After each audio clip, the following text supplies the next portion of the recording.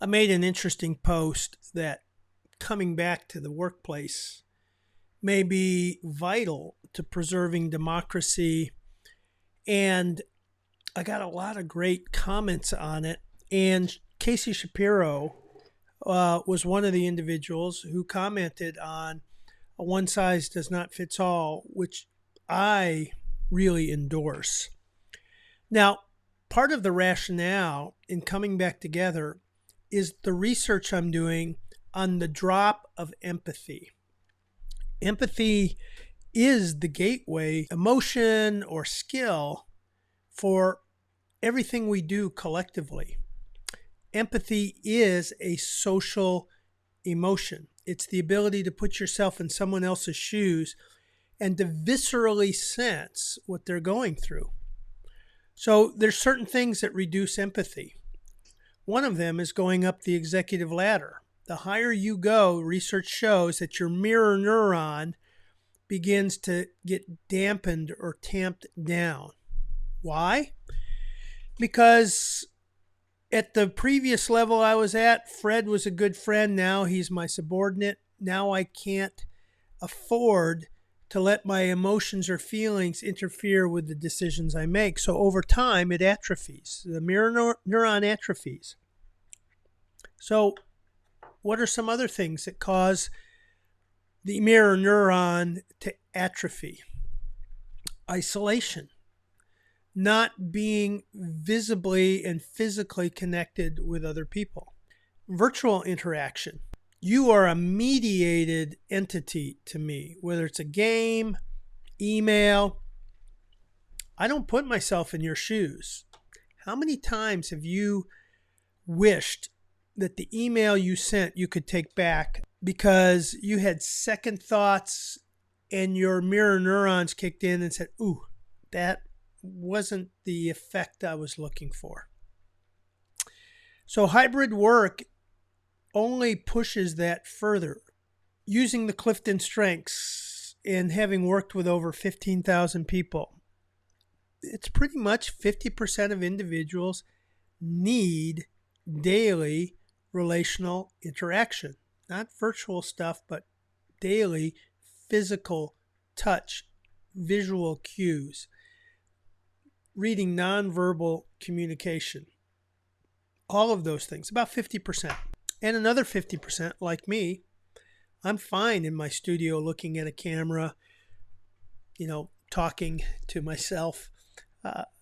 I'm okay with that.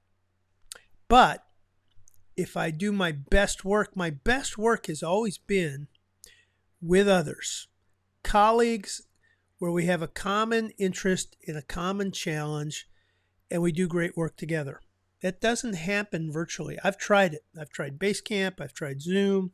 I've tried all kinds of ways to tackle collective, complex work.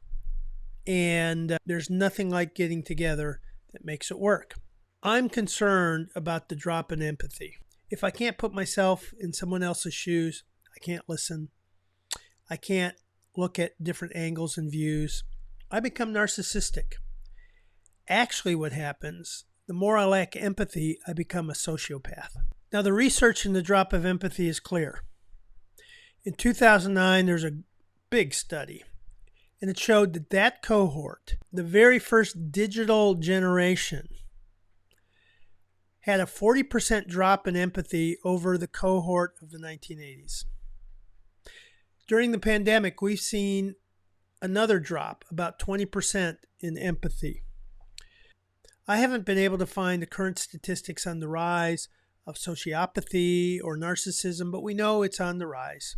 We know depression is on the rise. We know suicide in this younger generation, the internet generation or Gen Z, is astronomically higher than it was for previous generations. We know those things. So there's correlation here. Workplace is a place to come together. Now, if we do it by default, just come together, there's no value, there's no rise in empathy. I mean, it's random and there's no design. But the whole purpose of coming to well-designed spaces that have purpose behind them and coming together in well-designed work. Part of that is learning how to work and play better together. That's part of it, but we're not doing that. We haven't made the case. We're not doing anything dramatically differently.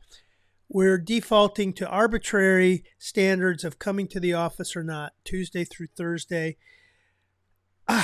It's just frustrating to see that at this pivotal point of time, when all the indicators, we need to be together more than ever before for our mental health, for learning how to work and play together.